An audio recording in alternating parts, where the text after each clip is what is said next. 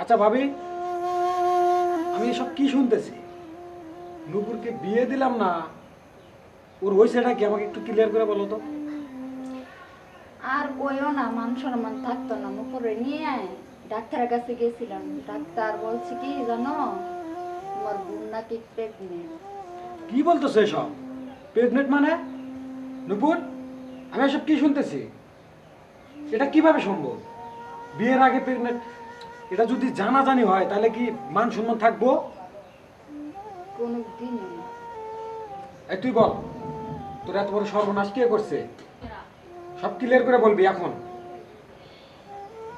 ভাবি ওকে কথা বলতে বলো, নাহলে কিন্তু আমার রাগ হইলে কিন্তু কি করবো আমি নিজেও জানি না। ওকে কথা বলতে বলো। তুমি জিজ্ঞাসা করো। এই বল, তুই বল কি হয়েছে? ভাইয়া, আসলে আমি একটা ছেলেকে অনেক ভালোবাসতাম, তো একদিন আমাকে বাসায় ডাকছিল। আসো, এটাই আমাদের বাসা। বাসায় কেউ নাই? না, আব্বু আম্মু বাইরে গেছে। বাইরে গেছে সবাই? হ্যাঁ, একটু পরে আসবো। ভালো। তাহলে আর কি করবো, তাহলে আজকে উঠি আমি। আচ্ছা, পরে দেওয়া নি, একটু গল্প টল্প করি। আচ্ছা, বলো কি গল্প করবো। আর অনেকদিন পর তোমার কাছে পাইছি, একটু আদর আদর করি।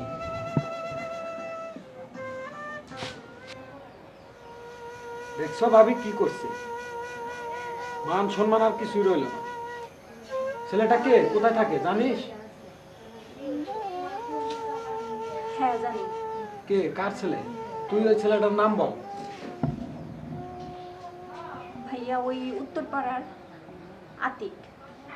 কি বলতেছিস তুই? আতিক? হ্যাঁ ভাইয়া। অনেক বড় সর্বনাশ করে ফেলাইছিস তুই। আচ্ছা, আতিকের নাম্বারটা দে তো। ওটা।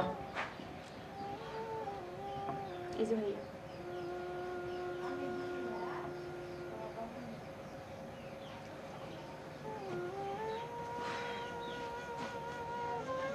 হ্যাঁ, হ্যালো আতিক।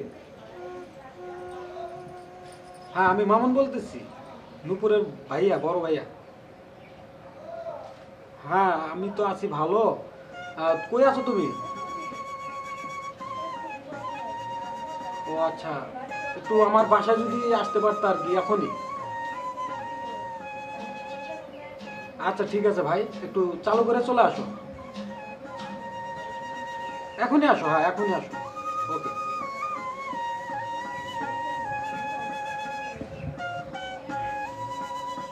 হ্যাঁ, ডাকছে না আমারে? হ্যাঁ আতিক, আইছো? এই তুই ঘরে যা। আতিক বসো। জি ভাই, কি বলবেন?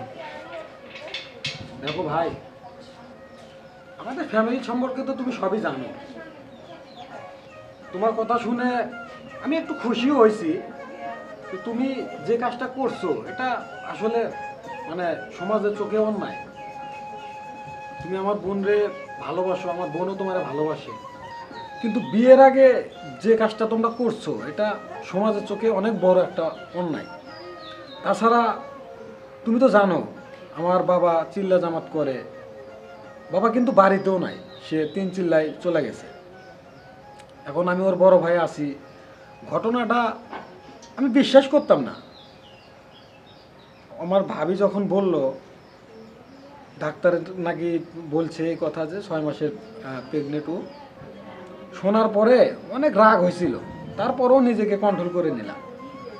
তো যাই হোক, পাড়া প্রতিবেশী জানার আগে তুমি আমার বোনকে গ্রহণ করো। তাছাড়া আমার মান সম্মান সব শেষ হয়ে যাবে, আর আমার বাবা তো কাউকে মুখই দেখাতে পারবো না,